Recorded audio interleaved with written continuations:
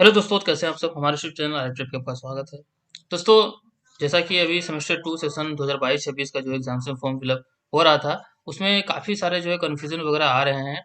ये एनईपी जब से जो है इम्प्लीमेंट किया था, तब से जो है ये जो है कन्फ्यूज़न जो है सभी के मन में आ गया है।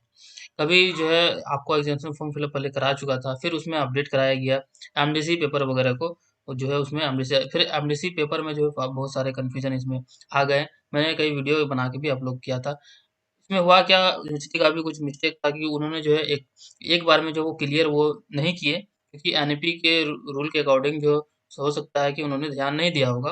तो उसमें एमडीसी पेपर में जो काफ़ी सारे कंफ्यूजन हुआ। अब जो है मैंने जो यूनिवर्सिटी को मेल भी किया था, हर बार मैं यूनिवर्सिटी को मेल कर देता हूँ, कोई भी मिस्टेक वगैरह डाउट मुझे लगता है तो मैं कर देता हूँ कि स्टूडेंट जो क्लियर नहीं हो रहा है।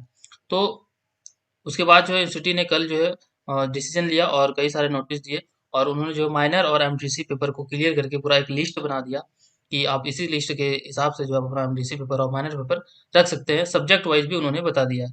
तो आज की इसमें वही हम देखेंगे और आप लोग को दिखाएंगे कि आपका सब्जेक्ट के अकॉर्डिंग जो है आप क्या माइनर पेपर रख सकते हैं और क्या एमडीसी पेपर रख सकते हैं।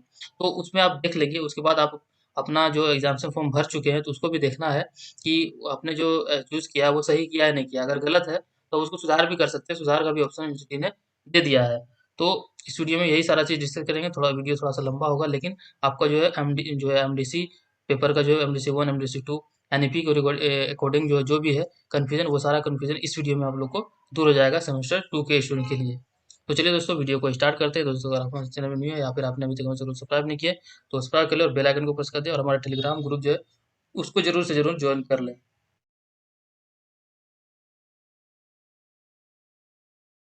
दोस्तों, सबसे पहले मैं एक मेल आपको दिखाना चाहता हूँ जो मैंने आप लोगों के लिए जो है यूनिवर्सिटी को किया था। मैंने यहाँ पे लिखा था कि UG semester 2 22-24 revise exam form भरते समय बहुत सारे स्टूडेंट का जो एमडीसी पेपर गलत हो गया, क्योंकि जो 12 मार्च को जो फॉर्म फिलअप स्टार्ट हुआ था, तो उसमें जो साइंस के स्टूडेंट थे जो कि आर्ट्स में जो आ गए थे। जैसे कि मैंने यहाँ लिखा, साइंस स्टूडेंट जो इंटर में साइंस पढ़ा है और वो ग्रेजुएशन में आर्ट्स सब्जेक्ट लिया है, तो उसको साइंस सब्जेक्ट ही शो कर रहा है। लेकिन एनईपी के अकॉर्डिंग जो है एमडीसी पेपर में जो इंटर वाला सब्जेक्ट वो नहीं लेना है। मैंने 12 मार्च को ही मेल किया था। तो उन्होंने वहाँ पे जो उतना डिसीजन नहीं लिया, वो डिसीजन उन्होंने 15 मार्च को लिया था। तो फिर उसके बाद फिर यहाँ पे कन्फ्यूजन हो गया था। तो मैंने यहाँ पे, क्योंकि बहुत सारे स्टूडेंट फॉर्म भर चुके थे, तो मैंने उनको यही कहा कि जो है यहाँ पे मैंने यहाँ पे उनसे रिक्वेस्ट किया कि 1 या 2 दिन के लिए online MDC paper edit option जो है ओपन कर दिया जाए, ताकि स्टूडेंट जो है खुद से अपना एमडीसी पेपर सही कर सके, और फिर ताकि भविष्य में उसको कोई भी परेशानी ना हो। तो कल जो है इन्होंने डिसीजन ले लिया है। मैंने यहाँ पे देख सकते हैं 20 मार्च को मैंने ईमेल किया था, और सिर्फ मेरे मेल करने से नहीं, बहुत सारे स्टूडेंट ने जो है मेल किया था, और सभी को मैंने करने के लिए कहा था जिसका भी एमडीसी पेपर गलत वगैरह हुआ था। तो स्टूडेंट ने वहाँ पे इंपॉर्टेंस देखा कि बहुत सारे स्टूडेंट का भी एमडीसी पेपर गलत हुआ है और इसको सुधार करना चाहिए। तो उन्होंने जो है सुधार का ऑप्शन दिया है, लेकिन यहाँ पे ऑनलाइन जो है ऑनलाइन एडिट ऑप्शन जो है स्टूडेंट के लिए नहीं दिया है। ये जो एडिट ऑप्शन है दिया है, लेकिन ये कॉलेज को दे दिया है।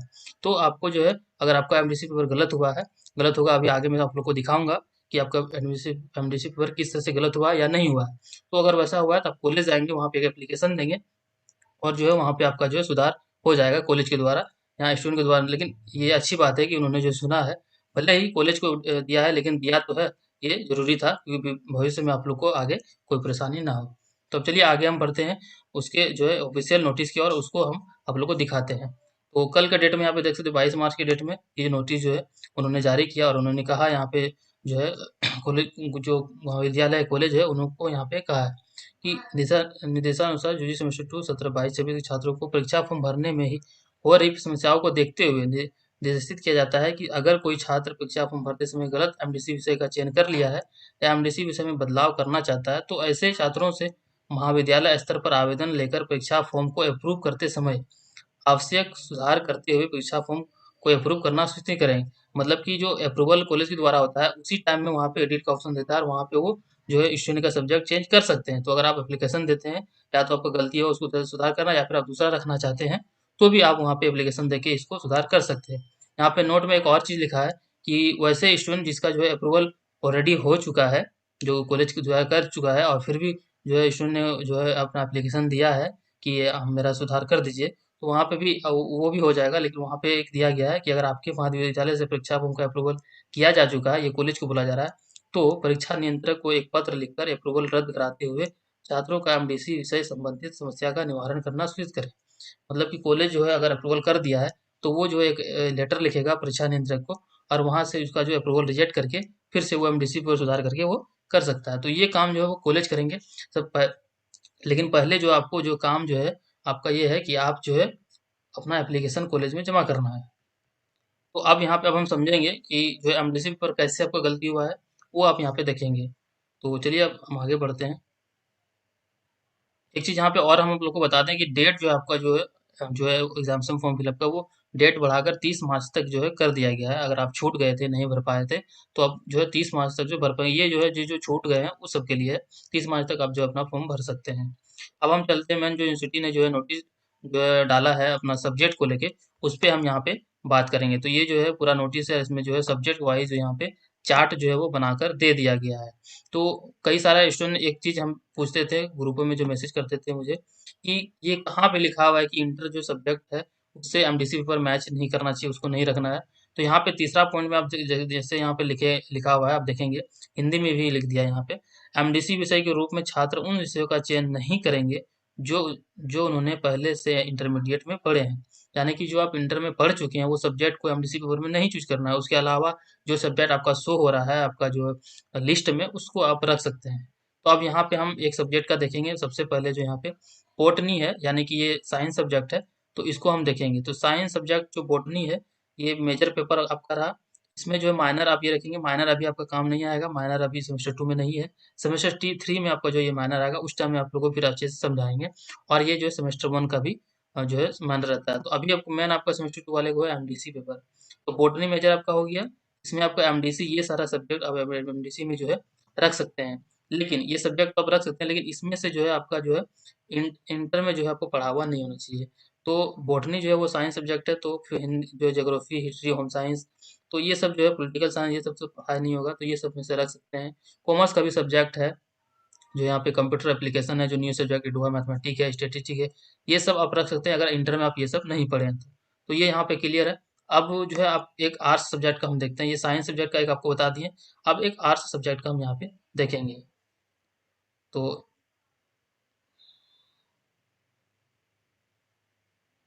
अब एक आर्ट्स सब्जेक्ट हम ले लिए एग्जाम्पल में इकोनॉमिक्स। आपका मेजर जो है इकोनॉमिक्स है, तो आप एमडीसी में जो है आप इस जो है एमडीसी में क्या रख सकते हैं, तो यहाँ पे लिस्ट में दिया गया, ये सब में से आप रख सकते हैं। एमडी इकोनॉमिक्स जो है वो आर्ट्स सब्जेक्ट है, तो आप उसमें जो साइंस सब्जेक्ट तो नहीं पढ़े होंगे, तो आप जो है साइंस सब्जेक्ट यहाँ पे आप पढ़ सकते हैं, क्योंकि इंटर में आपका ये नहीं होगा। मान लीजिए ये समय से आपका इंटर में कोई है था, इकोनॉमिक्स में मैथमेटिक्स भी रहता है, तो इकोनॉमिक्स में जो है अगर कोई मैथमेटिक्स भी पढ़ा था तो वो नहीं रख सकता है, बाकी जो है वो रख सकता है। Botany, chemistry, zoology, physics, zoology, ये सब नहीं पढ़ा है तो वो रख सकता है। बैंकिंग एंड फाइनेंस है, कॉमर्स है, मैनेजमेंट है, ये सब अगर नहीं पढ़ा है तो रख सकता है। लेकिन बस वही है कि आपका इंटर में जो पढ़ा हुआ सब्जेक्ट नहीं होना चाहिए, ये चीज़ यहाँ पे बोला गया है।